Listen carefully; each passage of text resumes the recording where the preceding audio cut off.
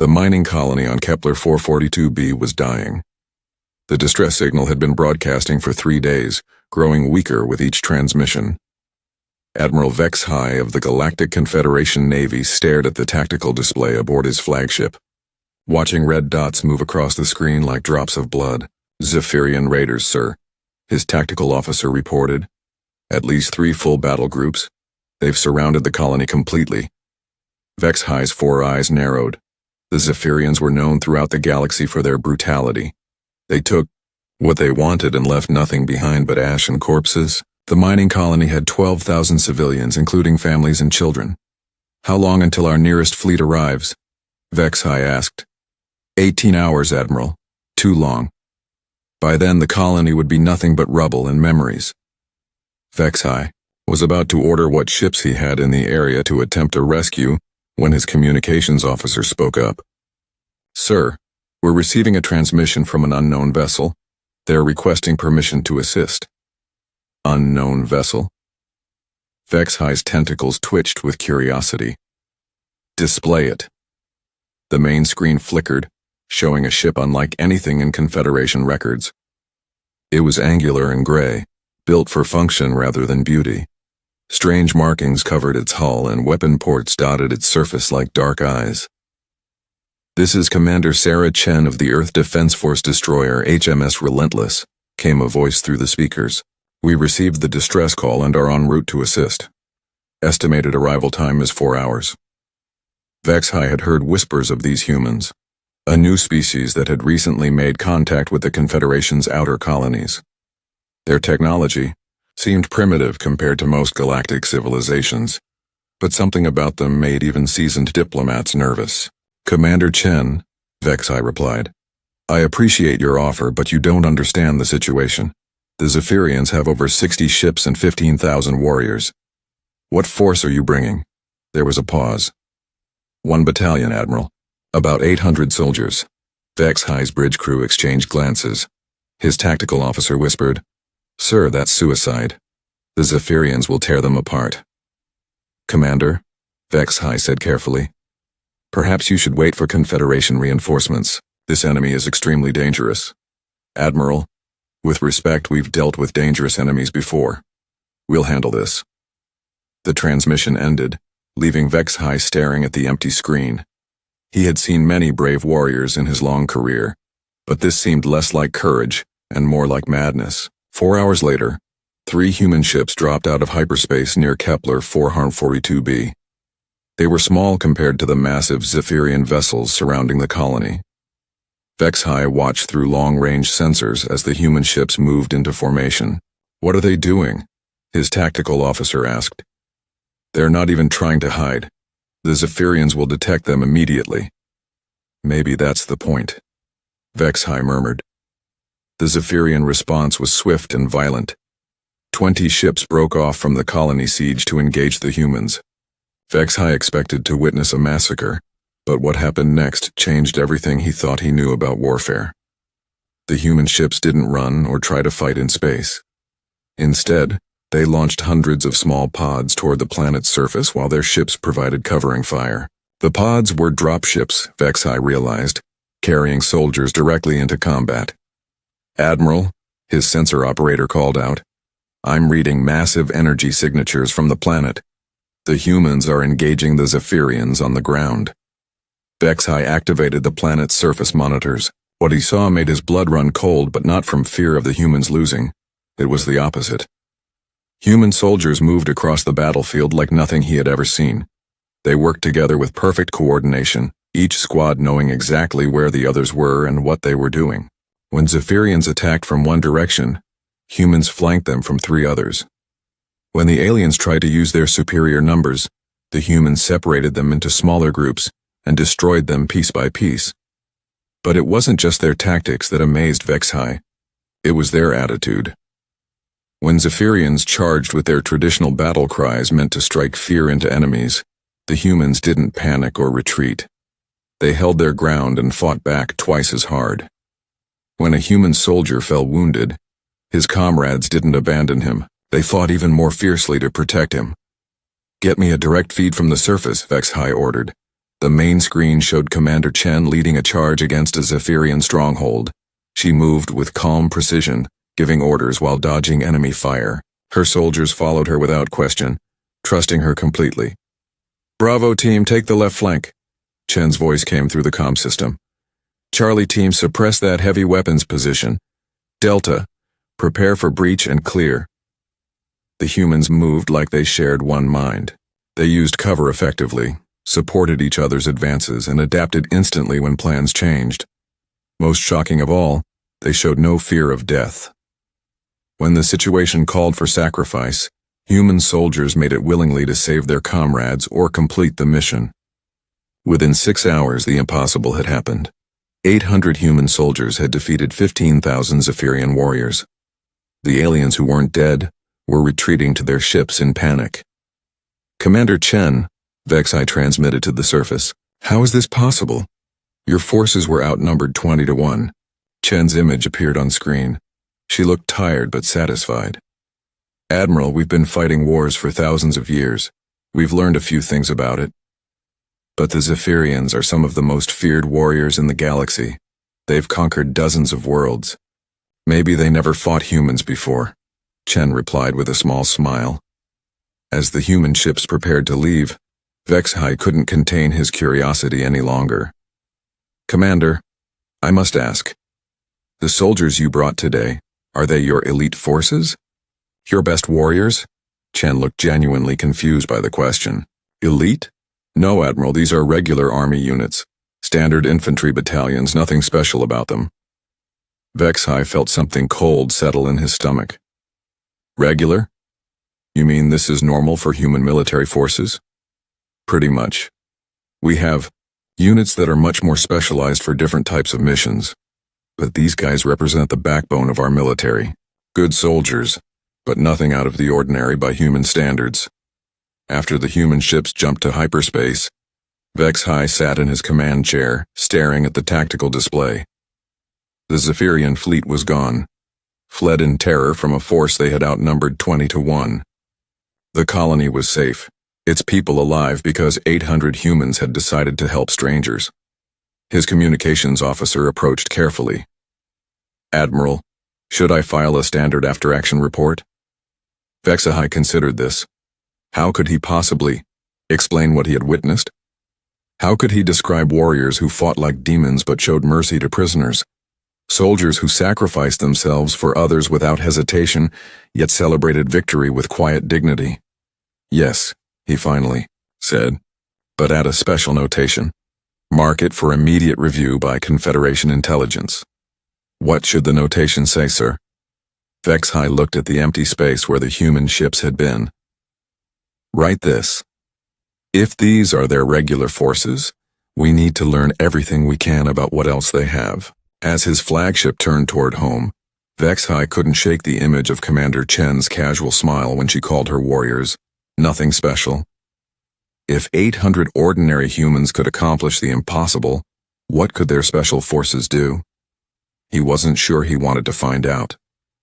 6 months after the Kepler 442b incident, the Galactic Confederation Council chambers buzzed with nervous energy. Representatives from dozens of species filled the circular hall, their various forms creating a rainbow of colors and shapes. At the center podium, Admiral HFY prepared to deliver his report on the newest members of the galactic community. "Honorable counselors," HFY began, his 4 eyes scanning the assembled crowd. "I present my findings on the human military capabilities as observed during the Kepler colony rescue operation." The massive holographic display behind him activated, showing footage from the battle. Many counselors leaned forward in their seats. Stories of the human victory had spread across the galaxy like wildfire, but few had seen actual evidence. Counselor Threndy, a tall insectoid being from the HFY Collective, raised one of her blade-like arms. "Admiral, before you begin, I must ask, are these reports accurate? 800 humans defeated 15,000 Zephyrians." "The reports are conservative, if anything," HFY replied. "The humans lost only 37 soldiers. The Zephyrians lost over 12,000. A ripple of disbelief passed through the chamber. The Zephyrians had been a plague on the galaxy for centuries. Their warrior culture and brutal tactics had made them feared across dozens of star systems. "Show us how they fight," called out Counselor Mextor, a crystalline being whose body reflected the chamber lights. "We need to understand what makes them so effective." Vex High activated the first recording. The holographic display showed human soldiers moving across the battlefield. "Notice their coordination," he pointed out. "Each unit knows exactly where the others are and what they're doing. They don't need constant communication because they think the same way." The footage showed a squad of humans being surrounded by Zephyrian warriors. Instead of panicking, they formed a defensive circle and called for support. Within minutes, 2 other squads attacked the Zephyrians from behind, while a third provided covering fire from elevated positions. "They plan for everything," Vex High continued. "When Plan A fails, they immediately switch to Plan B. When that fails, they have Plans C, D, and E ready to go." Counselor Jekra, whose species had fought the Zephyrians for decades with limited success, stood up. "Admiral, the Zephyrians are not cowards. What made them retreat so quickly?" Vex High switched to another recording. "Watch this engagement carefully." The display showed a human medic running into heavy fire to reach a wounded comrade. Instead of retreating when the medic was shot, more humans charged forward to protect both their wounded friends. The Zephyrians, who were used to enemies breaking when they took casualties, found themselves facing an enemy that fought harder when their people were hurt. "The humans have a saying," Vex High explained. "They leave no one behind. This isn't just a rule, it's something they believe completely. A human soldier knows that his comrades will die before they abandon him. This makes them willing to take risks that would terrify other species." "But surely they have limits," Counselor Threndi argued. "No species fights without fear." "They do feel fear," Vex High agreed. "But they don't let it control them. Watch this." The next recording showed Commander Chen leading a charge against a fortified Zephyrian position. Enemy fire filled the air around her, but she kept advancing. Her soldiers followed because they trusted her judgment completely. "Human military culture is based on something they call discipline," Vex High said. "They train constantly, not just to fight, but to overcome their natural instincts. A human soldier will run toward danger if ordered to, even when every nerve in their body tells them to run away." The recordings continued, showing one impossible feat after another. Humans using captured enemy weapons with deadly efficiency. Human engineers building defensive positions under fire. Human pilots flying damaged aircraft on suicide missions to protect ground troops. "Their technology isn't the most advanced we've seen," Vex High admitted, "but they use it more effectively than anyone else. They adapt constantly. When one weapon doesn't work, they try another. When their equipment fails, they improvise with whatever is available." Counselor Vorthak, a massive reptilian being, slammed his clawed hand on his desk. "This is all very impressive, Admiral. But what does it mean for the rest of us? Are these humans a threat?" "That depends," Vex High replied carefully. "From what I observed, humans only fight when attacked or when protecting others. They showed mercy to Zephyrian prisoners and helped evacuate wounded enemies. But make no mistake, if someone threatens humans or their allies, the response will be swift and terrible." "What about their government?" asked Counselor Mextor. "Can they be reasoned with?" "Human diplomats are intelligent and reasonable," Vex High said, "but they're backed by the most effective military force I've ever encountered. This gives their words significant weight in negotiations." Counselor Threndi raised her arm again. "Admiral, during your interaction with the humans, did they mention anything about their military structure? Do they have specialized forces beyond these regular troops?" Vex High paused, remembering his conversation with Commander Chen. When I complimented their soldiers' performance, Commander Chen seemed surprised. She said they were just regular army units. Nothing special by human standards. The chamber fell silent. If these devastating warriors were considered ordinary by human standards, what did their elite forces look like? I made discreet inquiries during subsequent diplomatic meetings. Vex High continued. Human officials become very quiet when asked about their specialized military units. They use terms like classified and need-to-know basis. But I did learn that they have something called special forces. Special forces? Counselor Jekra leaned forward. What are they? I don't know, Vexhai admitted. Every time I asked, human officials changed the subject. But from their body language and tone, these special forces are something they take very seriously. How serious could they be? Counselor Vorthak growled. We've seen what their regular troops can do. How much better could their elite be? That's what worries me, Vexhai said quietly. If humans consider the warriors we saw to be ordinary, what does that say about the ones they consider extraordinary? The chamber erupted in worried conversations. Representatives whispered among themselves, in dozens of languages, all discussing the same question. What were humans hiding? There's something else, Vexhai said, raising his voice to restore order. During my research, I discovered that humans have been fighting wars on their home planet for their entire recorded history. They've been testing and improving their military tactics for thousands of years against enemies who know all their strategies. What does that mean? Counselor Mextor asked. It means that every human military unit has faced opponents who were just as smart, just as well-trained, and just as motivated as they were. They've survived by becoming better at warfare than anyone else. The Zephyrians thought they were fierce warriors, but they had never faced an enemy that was fiercer. Counselor Threndi stood up slowly. Admiral, what do you recommend? Vexhai looked around the chamber at the worried faces of the Galactic community's leaders. I recommend that we make every effort to maintain good relations with humanity. As long as we're their friends, we have nothing to fear. But I also recommend that we never, under any circumstances, find out what their special forces are capable of. The vote to formally welcome humanity into the Galactic Confederation was unanimous. No one wanted to risk being on the wrong side of a species whose regular soldiers could defeat the galaxy's most feared warriors. As the council session ended, representatives from dozens of worlds made the same mental note. Whatever humans called special forces, it was probably better to never find out what they could do. The Joint Human Confederation Research Station at Wolf 359 was supposed to be a symbol of peaceful cooperation. Scientists from 12 different species worked together in the gleaming facility, sharing knowledge and building friendships across the stars. The station's defensive systems were minimal, just enough to deter pirates and prevent accidents. That's why the Korthak Empire chose it as their target. Admiral, we're receiving multiple hyperspace signatures, reported Lieutenant Hayes from the station's command center.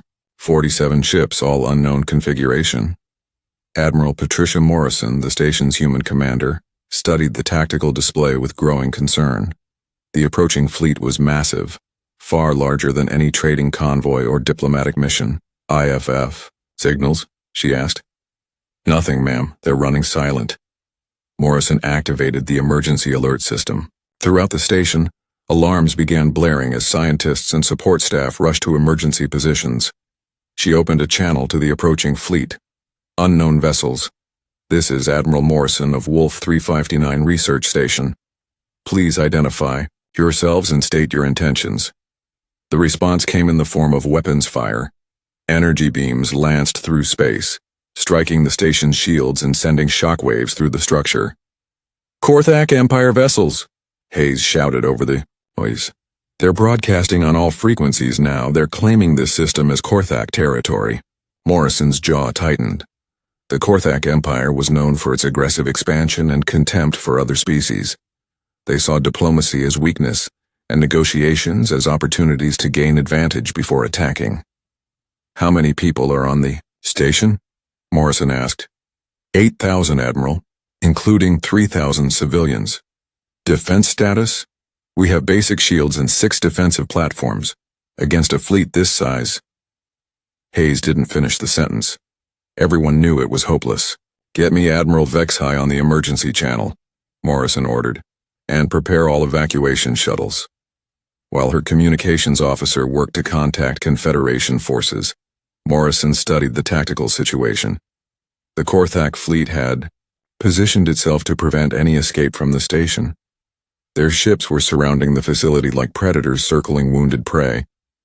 Admiral Morrison, came Admiral Vex High's voice through the speakers. "I'm receiving your distress signal. My fleet is 18 hours away at maximum speed." "Too long," Morrison replied grimly.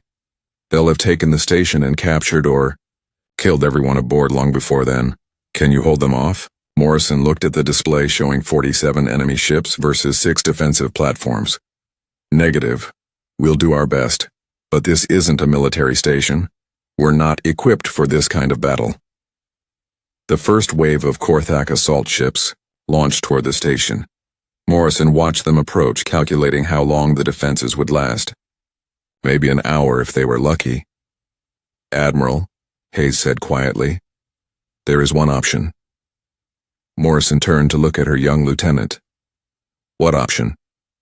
"The emergency protocols, Section 7 Alpha." Morrison felt her breath catch. Section 7 Alpha was something she had hoped never to use. It was authorization to request assets that officially didn't exist, deployed by units that were never supposed to be acknowledged. "Lieutenant, are you certain the situation warrants that level of response?" Hayes gestured to the tactical display. "Ma'am, in 30 minutes those Korthak ships are going to breach our shields. In an hour they'll be boarding the station. 3,000 civilians, Admiral, including families with children." Morrison closed her eyes for a moment, then walked to her command console. She entered her authorization codes and opened a channel that didn't appear on any official communication logs. "Priority Alpha transmission to Terra Command," she said, into the encrypted communicator. "This is Admiral Patricia Morrison, authorization code 7 Alpha 779. Wolf 359 research station is under attack by Korthak Empire forces. Estimated 47 vessels. Civilian casualties imminent. Request immediate deployment of Ghost Protocol assets." The response came back within seconds. "Confirmed, Admiral. Morrison. Ghost Protocol assets are being deployed. Estimated arrival time is 12 hours. 12 hours? Morrison looked at the approaching enemy ships. "We don't have 12 hours. Hold the line, Admiral. Help is coming." The first Korthak assault ships reached the station's defensive perimeter. Energy beams and missile exchanges lit up space around the facility. The station's shields flickered under the bombardment, while defensive platforms returned fire. Morrison coordinated the defense as best she could, but it was like trying to stop an avalanche with a bucket. One by one, the defensive platforms were destroyed. The station's shields began failing under the concentrated assault. "Hull breach on level 7, Hayes reported. "They're boarding us, Admiral." "All security teams to defensive positions," Morrison ordered. "Protect the evacuation routes." For the next 11 hours, the battle raged through the corridors of Wolf 359 station. Human and Confederation security forces fought desperately to protect the civilians, while Korthak warriors pushed deeper into the facility. Morrison coordinated the defense from the command center, watching her people die one by one while the evacuation shuttles took as many civilians as possible to safety. "Admiral," Hayes said, his voice tight with exhaustion, "the Korthak forces have reached level 3. We can't hold much longer." Morrison looked at the tactical display. Most of the civilians had been evacuated, but her security forces were down to their last defensive positions. The Korthak would break through within the hour. Then something impossible happened. "Admiral," the sensor operator called out in confusion. "I'm reading 12 new contacts, small ships, running completely silent. Until now." Morrison looked at the display. 12 tiny ships had appeared near the Korthak fleet as if from nowhere. They were so small they barely registered on sensors. "Where did they come from?" she asked. "I don't know, ma'am. One second nothing was there, the next second—" The sensor operator paused, staring at his instruments. "Ma'am, these ships don't match any configuration in our databases, but I'm reading human life signs aboard all of them." Before Morrison could respond, the 12 mysterious ships attacked the Korthak fleet. What happened next would be talked about in military academies across the galaxy for decades. The small human ships moved through space like dancers, dodging incoming fire while striking with impossible precision. They didn't fight like conventional spacecraft. They fought like predators. "How are they doing this?" Hayes whispered, watching the tactical display in amazement. One of the small ships appeared directly behind a Korthak cruiser, fired a single shot that penetrated the enemy's shields and destroyed its reactor, then vanished before return fire could reach it. Another ship seemed to phase through a Korthak destroyer's hull, planted some kind of device, and reappeared outside just as the enemy vessel exploded from within. "Admiral Morrison," came a voice over the emergency channel. "This is Ghost Team, Leader. We're taking care of your uninvited guests." "Ghost Team Leader, how many ships do you have?" "Just these 12, Admiral. But that should be enough." Morrison stared at the tactical display. 12 ships against 47, and the humans were winning. No, they weren't just winning, they were dominating.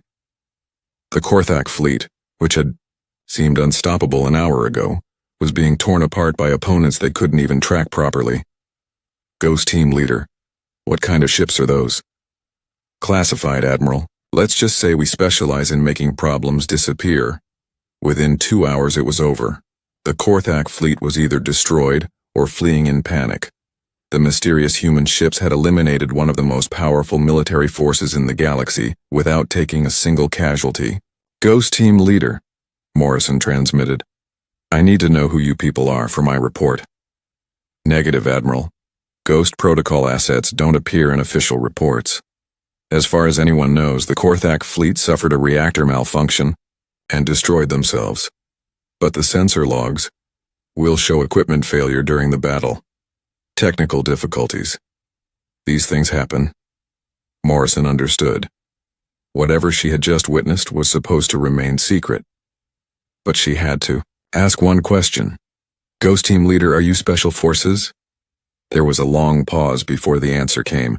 "Admiral, if we told you what we really were, we'd have to kill you. And we like you too much for that." The 12 ships vanished as mysteriously as they had appeared, leaving Morrison staring at empty space. She turned to Hayes, who was looking at her with wide eyes. "Lieutenant, prepare the official report. Equipment malfunction caused the Korthak fleet to suffer catastrophic reactor failures. No human military assets were involved." "Ma'am, what about what we saw?"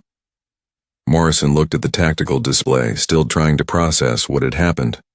12 humans had just destroyed 47 warships without breaking a sweat. "What we saw, Lieutenant, is why the galaxy should be very grateful that humans are on their side." As Wolf 359 station began repairs, Morrison couldn't stop thinking about the Ghost Team Leader's final transmission.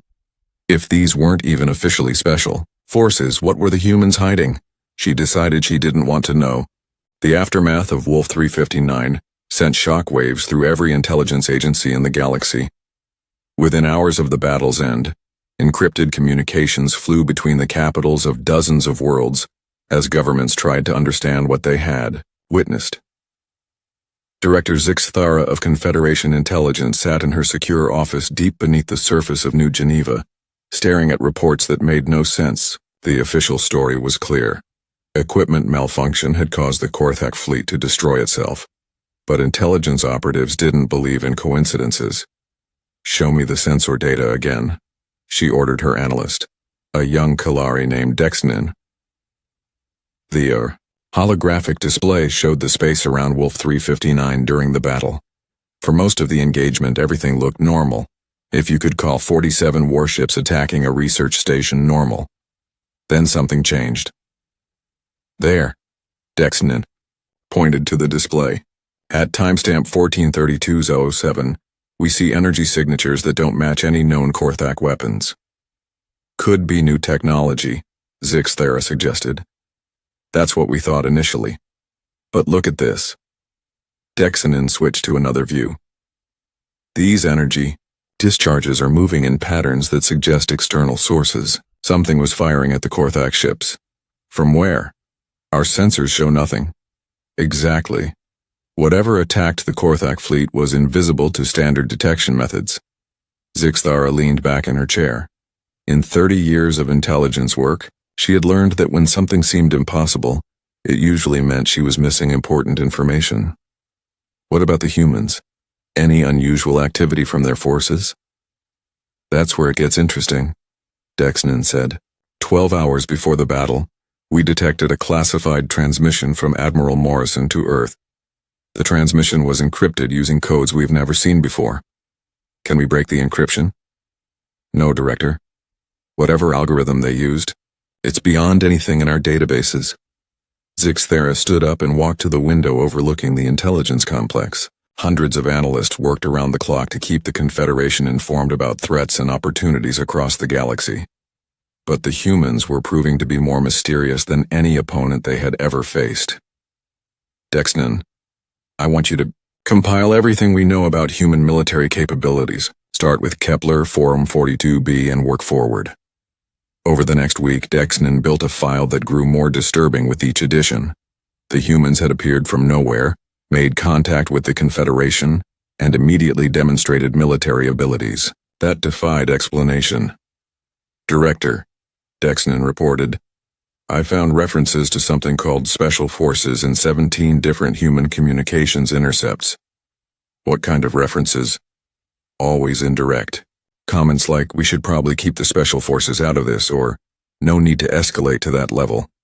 But every time the topic comes up, human officials change the subject quickly. Zixthera studied the communication transcripts.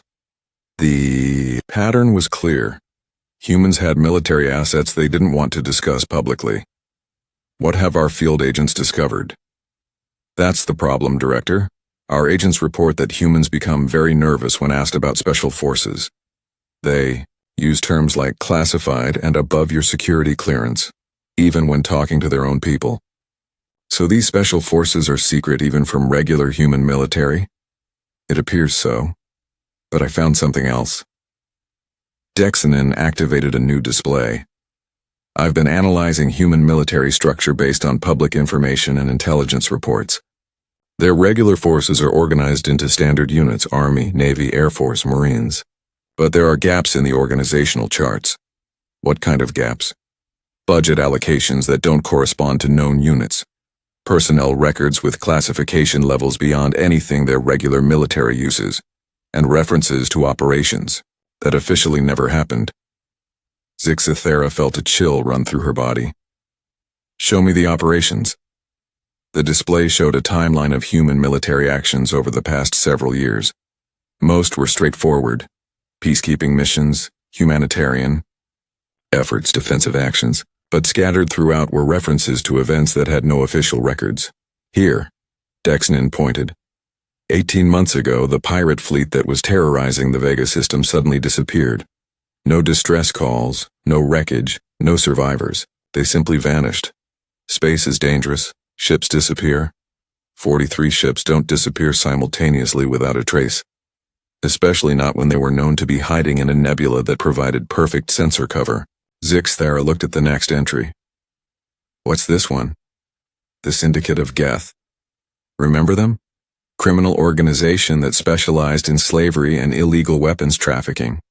Their entire leadership was found dead in their supposedly impregnable fortress on Titan 7. Security recordings showed nothing. No signs of forced entry. No evidence of how the assassins got in or out. Could be internal conflict.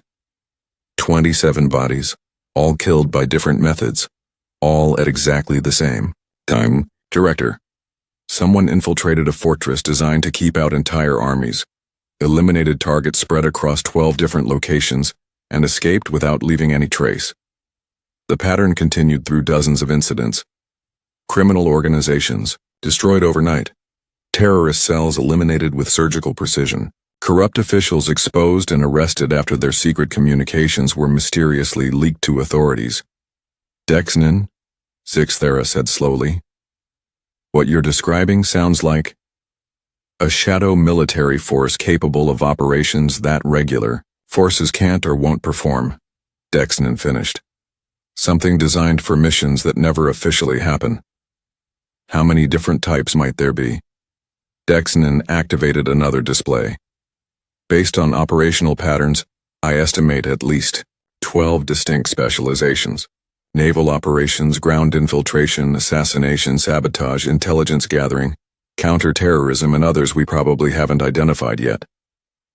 Zixthera sat down heavily. The implications were staggering. If humans had been operating secret military units across the galaxy for years without anyone noticing, what else were they capable of? Director, Dexnan said quietly, there's one more thing. I found references to recruitment standards for these special forces. What kind of standards? The humans have a phrase, only the best of the best of the best. Apparently, being qualified for regular human military service isn't enough. These special forces recruit from the top fraction of their most elite units. So these are the best warriors from a species whose regular soldiers can defeat the Zephyrians 20-1? It appears so. Zixthera stared at the data scrolling across the display. Each piece of evidence pointed to the same terrifying conclusion. Humanity possessed military capabilities that made their demonstrated abilities look insignificant by comparison. Dexnan, how do we verify this? How do we confirm that humans have these special forces? We don't, Dexnan replied. Every investigation we've attempted hits classification walls. Every inquiry gets redirected. Every attempt to gather evidence results in our agents being politely but firmly told that some subjects are not open for discussion. What about other intelligence agencies? Surely someone has more information. I've reached out through unofficial channels. The Altarian Intelligence Service, the Kepler Security Bureau, even the Zephyrian Military Intelligence. What's left of it after Kepler 442b? They all have the same story. Humans have secrets. And those secrets involve military capabilities that nobody fully understands. Zixthera walked to her secure terminal and began typing a classified report to the Confederation Council. After 30 years in intelligence work, she had learned to trust her instincts, and her instincts were screaming warnings. What should our recommendation be? Dexnan asked. Simple, Zixthera replied without looking up from her report. Whatever. Humanity is hiding. We make absolutely certain we never give them a reason to stop hiding it. 2 days later, the Confederation Council passed a classified resolution. Humanity would be given every diplomatic courtesy, every trade advantage, and every benefit of the doubt in all future negotiations. The resolution didn't explain why, but every council member understood the unspoken message. Some secrets were better left undiscovered. 1 year after first contact, the Grand Assembly Hall of the Galactic Confederation had never seen such a gathering. Representatives from every member species filled the massive chamber, their varied forms creating a spectacular display of galactic diversity. At the center of it all, a delegation of humans sat quietly, seemingly unaware of the profound impact their presence had made on the galaxy. Admiral Vex-High approached the ceremonial podium, carrying an ornate crystal artifact that caught the light from hundreds of sources. The Protector of Peace award had been given only 7 times in the Confederation's 1,000-year history, and never to such a young species. Honored representatives, Vex-High began, his voice carrying clearly through the chamber's acoustic systems. We gather today to recognize a species that has fundamentally changed our understanding of courage, honor, and military excellence. The human delegation sat with quiet dignity. General Maria Rodriguez, Admiral James Chen, and Ambassador Susan Martinez represented Earth's military and diplomatic leadership. They looked comfortable but alert, the way professionals did when surrounded by important events. When we first encountered humanity, Vex-High continued, we thought we understood warfare. We had seen the Zephyrian berserkers, the Korthak battle fleets, and the systematic campaigns of the hegemony. But humans showed us that we had only seen the crude beginning of military science. The chamber's main display activated, showing recordings from Kepler 442b. Even a year later, the footage of 800 humans defeating 15,000 Zephyrians still seemed impossible to many observers. Human military doctrine has brought unprecedented peace to our galaxy, Vex-High announced. The Zephyrian Empire has abandoned raiding in favor of diplomatic solutions. The Korthak have signed their first non-aggression treaties in centuries. Pirates and terrorists have fled to the rim worlds, unwilling to risk human intervention. Scattered applause filled the chamber. It was true. The galaxy had become remarkably peaceful since humans had demonstrated their capabilities. Most conflicts now ended with negotiated settlements rather than prolonged warfare. Therefore, Vex-High raised the crystal artifact. It is my honor to present humanity with the Protector of Peace Award, in recognition of your service to galactic stability and your commitment to protecting those who cannot protect themselves. As Ambassador Martinez accepted the award, Vexhai noticed something strange. The human military officers were whispering among themselves and smiling. Not the polite smiles of diplomatic ceremony, but the amused grins of people sharing a private joke. Ambassador Martinez, Vexhai said after the formal ceremony concluded, your military colleagues seem to find something entertaining about today's proceedings. Martinez glanced at General Rodriguez, who was still grinning. Admiral Vexhai, I think they're just enjoying the irony of the situation. What irony? Well, Martinez said diplomatically. The galaxy is celebrating human military capabilities based on what you've seen so far. But from our perspective, you haven't really seen our military capabilities yet.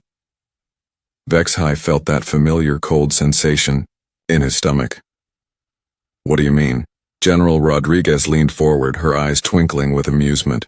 Admiral, everything you've witnessed, Kepler 442b, Wolf 359, all of it, has been handled by our conventional forces.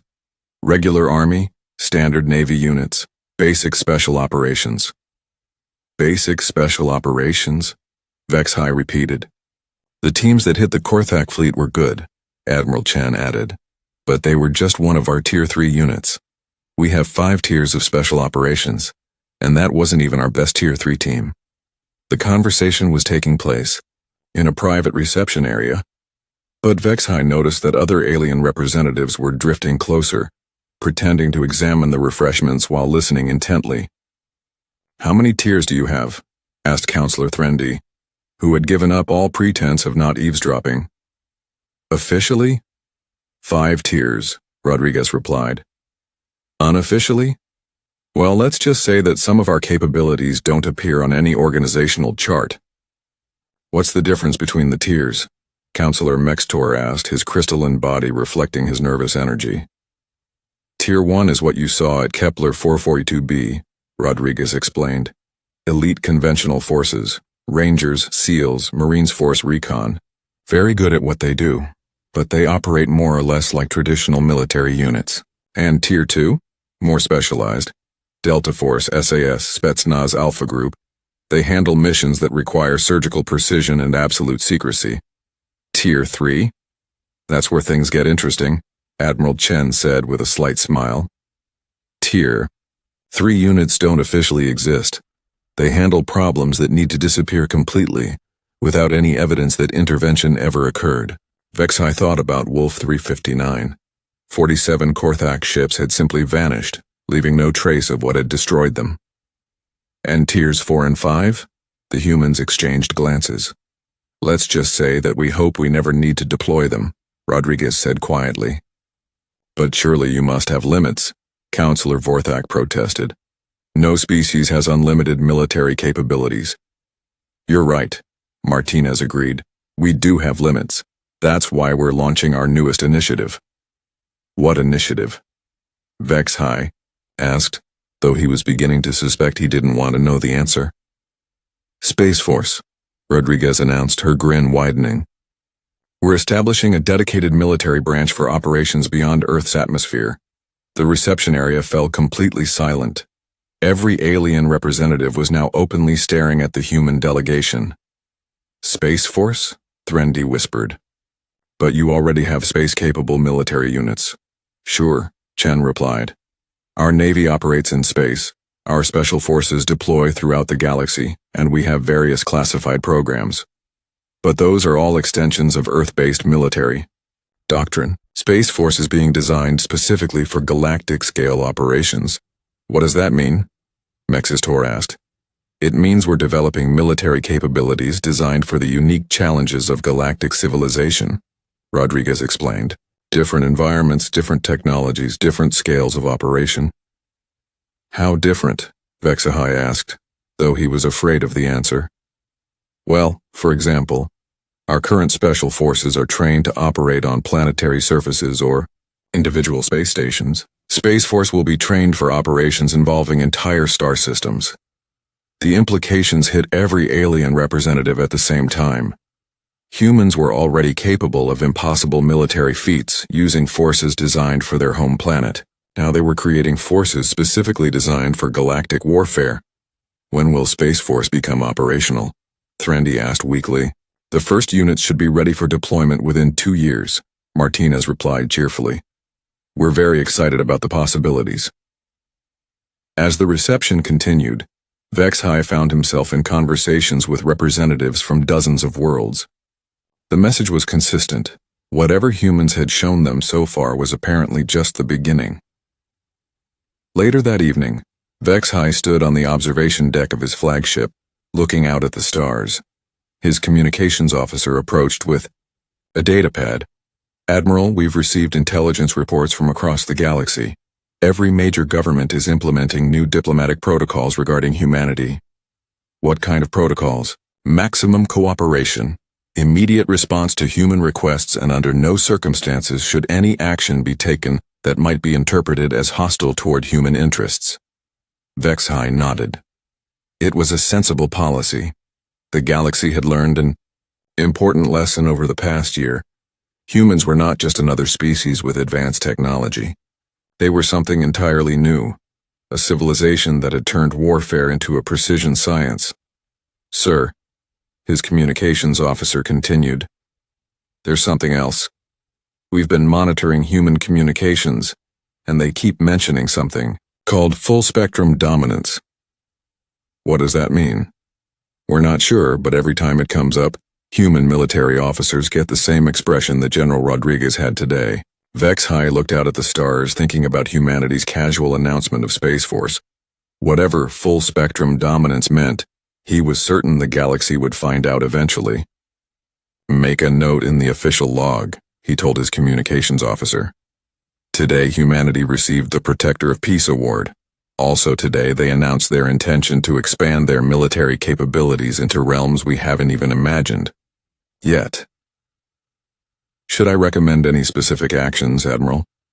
Vex-High thought about the past year, about impossible victories, mysterious special forces, and humans who casually discussed military capabilities that defied comprehension. Yes, he said finally. Recommend that every species in the galaxy remember this simple fact. The humans are on our side, and we should do everything in our power to keep it that way. As his flagship prepared to return to Confederation space, Vex-High couldn't shake the image of General Rodriguez's amused smile.